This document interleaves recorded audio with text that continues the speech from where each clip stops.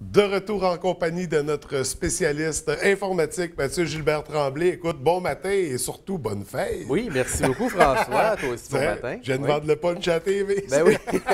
Alors, allez y écrire bonne fête sur son mur Facebook parce que c'est ça, la nouvelle norme. Il faut souhaiter bonne fête, Oui. pas à la TV, mais sur Facebook. Oui. Écoute, Mathieu, de quoi est-ce qu'on va parler ce matin? Oui, ben écoute, pour paraphraser notre ami Martin des éditions de l'Asius de tout à l'heure, Oui.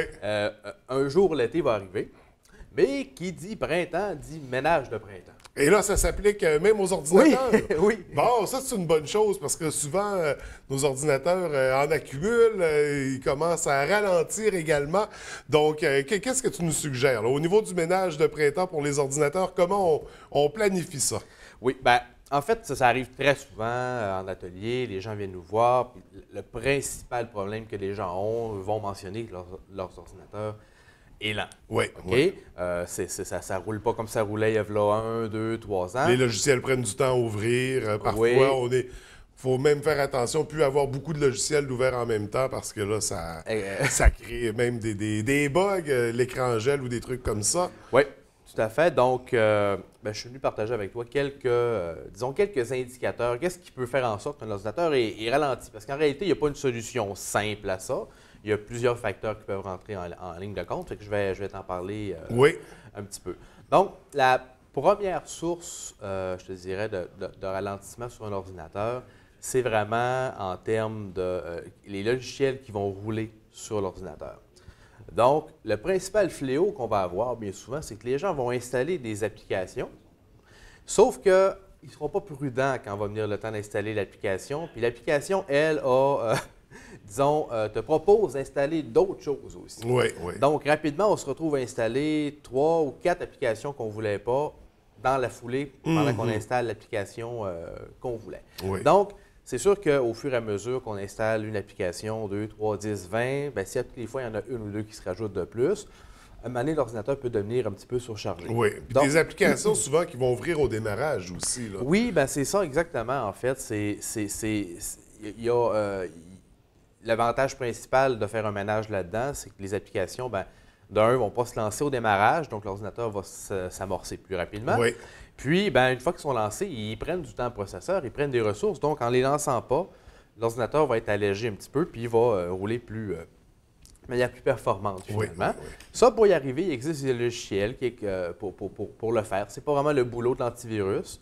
Il y a possibilité à même Windows, quelque chose de très simple que les gens peuvent faire, c'est carrément aller dans leur panneau de configuration, dans l'ajout suppression de programme, puis trier, là, à regarder les logiciels qu'ils ont besoin, qu'ils connaissent. Puis Mais en même temps, il faut être délicat quand on fait ça pour ne pas supprimer un logiciel que nous, on ne connaît pas nécessairement, mais qui est essentiel au fonctionnement d'un autre logiciel.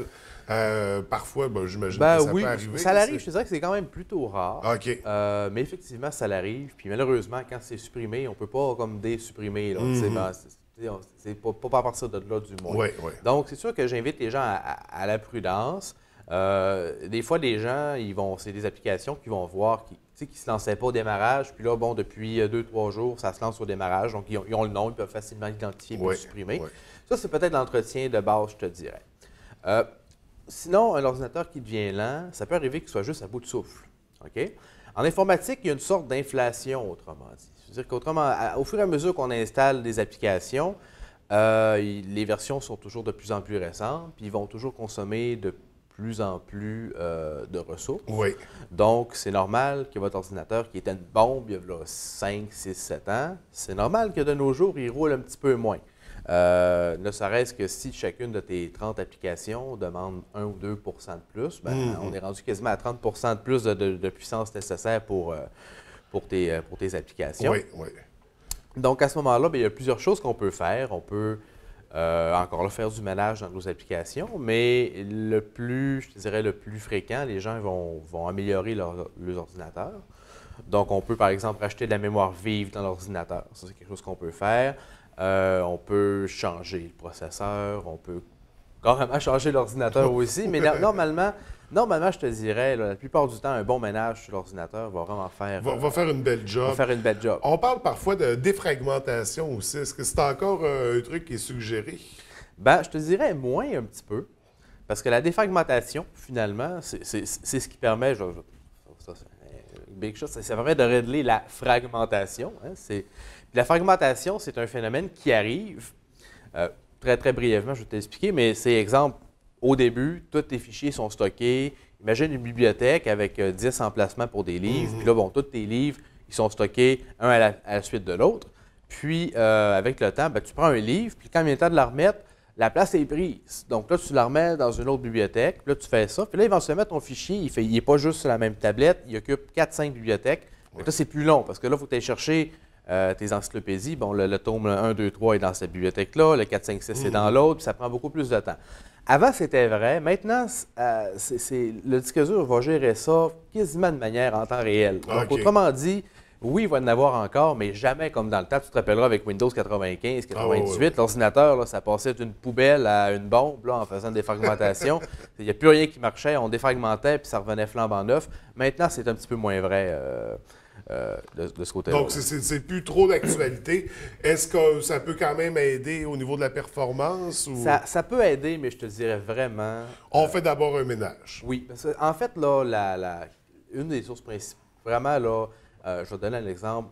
Les ordinateurs, maintenant, ont de plus en plus de mémoire vive, mais si vous avez un ordinateur qui est plus vieux un petit peu, puis qu'on atteint le maximum de la mémoire vive, par exemple, je ne sais pas, ton ordinateur, il y a 4 gigaoctets de mémoire à la maison, on installe les applications, il y en a d'autres qui se mettent à jour, puis 3-4 ans après, notre ordinateur consommerait un petit peu plus que 4 gigaoctets de mémoire, là, disons 5. Ouais. Confortable, il en faudrait 8. C'est bien évident que l'ordinateur, il ne va pas exploser, là. Il ne va pas non plus pogner en feu. Lui, qu'est-ce qu'il va se faire? C'est qu'il va se créer de la mémoire virtuelle, qu'on appelle. Il va se servir de ton disque dur, puis il va se faire de la fausse mémoire pour y faire croire que c'est de la mémoire. Okay. Fait que l'ordinateur peut continuer à fonctionner. Okay? Sauf que le disque dur, ben, c'est quasiment, je te dirais, 50 fois moins rapide que de la mémoire conventionnelle. Fait que ça va faire la job, mais c'est moins rapide. Fait que quand votre ordinateur, vous l'entendez gratter tout le temps, là, tu sais, espèce de bruit tout le temps, que quand vous ouvrez une fenêtre, ça affiche tranquillement. Puis bien souvent, c'est que votre mémoire est saturée, puis là, il est rendu à swapper, qu'on appelle en bon français, sur le disque dur. Puis là, ben, ça fonctionne, mais c'est ça demeure fonctionnel, mais c'est vraiment pas pratique à servir de ça. Ouais. Donc, si on résume là, le grand ménage, on commence par les logiciels avec ajout, suppression dans le panneau de configuration. Oui, absolument. C'est vraiment la clé. C'est de faire une réorganisation des logiciels, des fichiers qu'on a dans notre ordinateur pour s'assurer qu'il y ait un bon fonctionnement de notre machine. On pourrait parler aussi de mise à jour qui pourrait améliorer les performances. Oui. Est-ce que c'est le cas? Est-ce qu'on a vraiment des updates à suggérer? Oui, bien en fait, c'est un peu à double tranchant les mises à jour.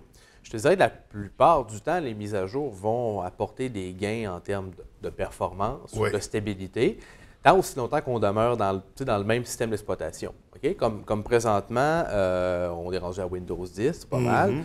Je te dirais que le step de Windows 8 à Windows 10 était quand même pas si mal, mais si on regarde par exemple le step de Windows XP à Windows 7 ou à Windows 8, il y a un bon gain qui est quand même, en termes de ressources, là, ça prend un ordinateur qui a un peu plus de ressources. Fait que, et là, je remarque qu'on a omis de parler de Windows Vista, qui n'est pas le préféré de la série Windows. Hein? Non. Bien, fort heureusement, les jours de Vista sont derrière nous. Le problème avec Vista, c'est que fondamentalement, c'était pas un mauvais système d'exploitation, mais il a été lancé un petit peu trop de bonheur. Les manufacturiers étaient encore avec des machines qui pouvaient rouler Windows XP. Là, Microsoft est parti en peur. Puis on dit, bon, ben gars, à partir de telle date, Windows XP, on ne supporte plus ça, c'est rendu Windows Vista. Puis les manufacturiers n'ont pas eu le temps de s'ajuster à temps. Fait un petit peu à la dernière minute, ils ont garoché Windows Vista dans les ordinateurs. Mais les spécifications étaient vraiment juste sur le bord. Donc, l'ordinateur, tu l'avais, était flambant neuf, fonctionnait bien. Mais il était déjà à peut-être 80% de son utilisation. Fait tout installait 2-3 applications. Puis là, boum, ça partait en vrille, puis ça ralentissait. Fait que malheureusement, ça a fait très mauvaise presse à Microsoft pendant quasiment 1 an et demi, 2 ans de temps. Mais ils ont repris le tir depuis, là, avec 7, 8, avec 10. Oui, puis je vais même te dire que Windows 10, dans le fond, c'est un petit frère de Windows Vista. C'est le même noyau, le même kernel OK. qu'on appelle. Donc, c'est la même base finalement, mais qui est Mais dans améliorée. lequel on ne reproduit pas les Ouais. mêmes Non, erreurs. non. Oui, oui. Ça avait été une transition difficile. Oui, ça avait fait mal. Mais les mises à jour vont beaucoup aider à la performance, à la Oui. rapidité. D'ailleurs, on parle de Windows, puis il y a des mises à jour Windows aussi. Que Oui. souvent, les gens, justement, peut-être parce qu'ils ont eu une mauvaise expérience avec Vista ou juste parce qu'ils ne le savent pas, vont pas faire les mises à jour qui sont recommandées. Mais c'est important de les faire, je crois. Ben, c'est important de les faire parce qu'elles sont gratuites, donc prenez-les. Oui. Surtout que Windows 10, ils ont changé un peu leur modèle dernièrement. Donc, vraiment, c'est des mises à jour, c'est à peu près 2 fois par année. Ils font des grosses mises à jour dans lesquelles ils corrigent beaucoup de bugs et qui apportent beaucoup d'améliorations à la gestion du système.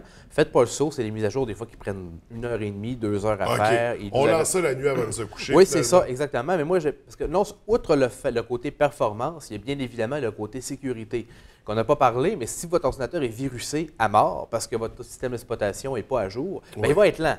Donc, tu sais, outre le ménage, si votre ordinateur est plein de cochonneries, c'est sûr que ça ne roulera Je veux pas. dire, à un moment donné, on fait ce qu'on peut faire, puis si l'ordinateur ne va pas plus vite, c'est qu'il y a des problèmes qu'on ne peut pas régler. C'est ça. Et c'est là que vous intervenez chez Bureautique C'est là qu'on FTI. intervient. Nous, au bureau, on a vraiment une équipe de gens. Là, écoute, on fait ça. On gagne pratiquement notre vie avec ça. Là, nettoyer les ordinateurs, faire des améliorations, faire des diagnostics, mentionner, expliquer au client, bon, ben, gars, ton ordinateur était lent parce que tu avais 3200 clés de registre corrompues, tu avais telle chose dans ton ordinateur. Nous, on a accès à des outils.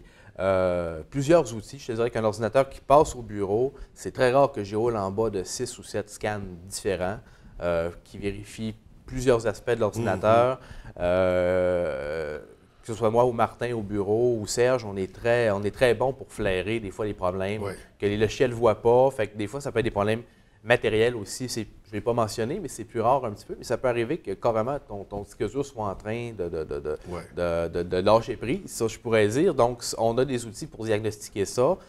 Copier les données sur un disque dur neuf avant qu'une catastrophe se produise puis que les gens perdent leurs données. Fait que vraiment, puis écoute, on charge 1 heure, c'est 55 $ pour un nettoyage complet. Fait que les gens ils viennent nous porter leurs ordinateurs le matin, puis bien souvent l'après-midi ou le lendemain matin, c'est prêt. Le ménage est fait, puis notre check-up est fait pour notre année. Fait que c'est 55 $, c'est vraiment pas beaucoup. Est-ce que justement, c'est un truc qu'on devrait faire une fois par année? Puis c'est comme la voiture au garage ou la visite chez le médecin? Définitivement. Oui, donc on devrait apporter notre ordinateur une fois par année, faire un bel entretien de tout ça, repartir à neuf sur des nouvelles bases, puis garantir une longévité, parce que souvent, au bout de 4-5 ans, notre ordinateur, on est déjà prêt pour le changement. J'imagine qu'avec un entretien régulier, annuel comme ça, on peut faire 2-3 années de plus avec notre machine. Bien, ça dépend toujours le conducteur de la machine, bien sûr. Oui, c'est ça. Mais normalement, oui, ça donne un bon second souffle. Au moins, être capable d'avoir une idée. Bon, regarde, ton ordinateur, il est très, très bon. Il était juste, ou ton ordinateur, ben, tu sais, il achève, il y a 6-7 ans. Il est un petit peu sur le bord au niveau des performances. Au moins, avoir un avis, disons, d'un professionnel qui va te dire ton ordinateur, tu es capable de faire X temps encore. Déjà là, c'est quand même bien. Mais je dirais, un bon ménage, là, ça fait des miracles. La plupart du temps, les gens, ils sont surpris. Oui. Donc, ça fait jamais de tort. Alors, on se lance dans le grand ménage du printemps et on vient vous rencontrer pour régler tous les autres problèmes que notre ordinateur peut vivre actuellement. Écoute, Mathieu, je te remercie pour la chronique de ce matin. Très intéressant. Encore une fois, je te souhaite un joyeux anniversaire. Merci. On se revoit dans 2 semaines. Oui.